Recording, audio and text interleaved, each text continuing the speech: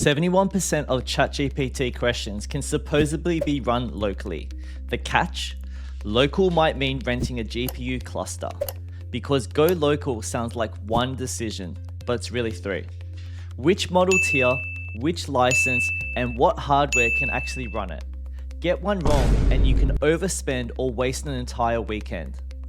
The 71% claim came from a Stanford study cited by Hugging Face CEO Clement Delange. It is a great headline, but it does not mean a small model on your laptop replaces ChatGPT for 71% of your work. From the available descriptions, an LLM judged two local models against proprietary models. So the study measured performance under a specific comparison. It did not prove that every local model is good enough, and it definitely did not prove your current computer can run the model that won. That is where the advice gets blurry. When someone says local AI, they could be talking about three completely different setups. Tier 1 is the genuine local tier. Think models up to roughly 35 billion parameters. Depending on your memory and quantization, these can run on a gaming PC or capable workstation. This is the tier most people picture when they hear local AI. Tier 2 is much larger. These models can reach hundreds of billions of parameters. They normally need several data center GPUs working together. Most builders will rent that hardware rather than own it. And Tier 3 covers the giants. Some DeepSeek releases have reportedly reached around 1.6 trillion parameters. The weights may be downloadable, running them is another story. You are looking at H100 or B100 class clusters, not a spare laptop under your desk.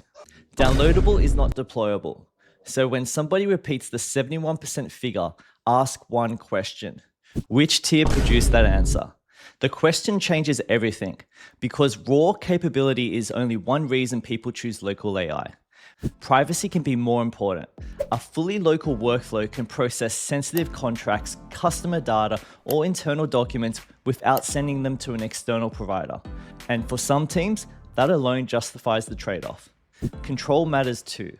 You choose the model, the update cycle, and where the data is processed. But privacy and control do not erase the other constraints. You still need the right license, and this is where the free model download becomes dangerously vague. Free to download does not automatically mean free to use inside a commercial product. Many DeepSeek and GLM releases appear to use MIT terms. That generally allows commercial use, but you still need to check the exact release you are downloading. Do not assume every model from the same lab has identical terms. Kimi releases appear to allow commercial use with attribution. That means your product may need to credit the model. MiniMax appears to have moved some releases from free terms to non-commercial terms. Commercial use may now require a signed agreement. Qwen began as a strongly open-weight model family, but access to some of its most capable releases appear to be becoming more restricted. The model name is not enough. The exact version matters, the exact license matters, and the date you checked, it matters. Free weights are not free permission. Even a good license does not guarantee stable access. Reports say Fable 5 launched on June 9th. Days later, it was taken offline amid export control concerns. It was later restored. The public explanation is still limited, but the risk is clear. A model can look available today and become inaccessible days later. That makes it risky as your only dependency, especially when your products, clients, or revenue depends on it. Hardware creates the final filter. Tier 1 may work on the equipment you already own. Tier 2 and Tier 3 usually mean rented infrastructure. You may still gain more control than using a closed Frontier API, but you are still paying for the cloud compute.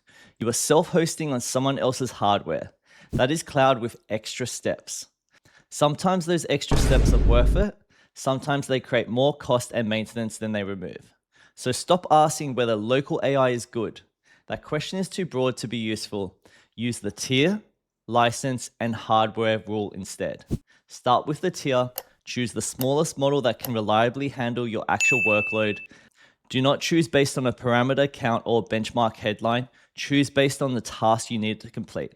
Then check the license, open the model card for the exact release, and check commercial use rights, attribution requirements, and any usage restrictions. Do this before building anything around it, then check the hardware. Start with what you already own. Look at the available memory, model size, and quantization required to make it fit. If a tier 1 model handles the task, the license works, and your hardware can run it, local is a great option. If you need tier 2 or tier 3, you're probably renting compute. But that still may be the right decision, just do not confuse it with running AI cheaply on your laptop. If the license is non-commercial or unclear, stop. Get written permission or choose a different model. Do not build your roadmap around an assumption, and recheck the license before launch. So before anyone tells you to go local, ask them 3 questions. Which tier, which license, and whose hardware is it running on?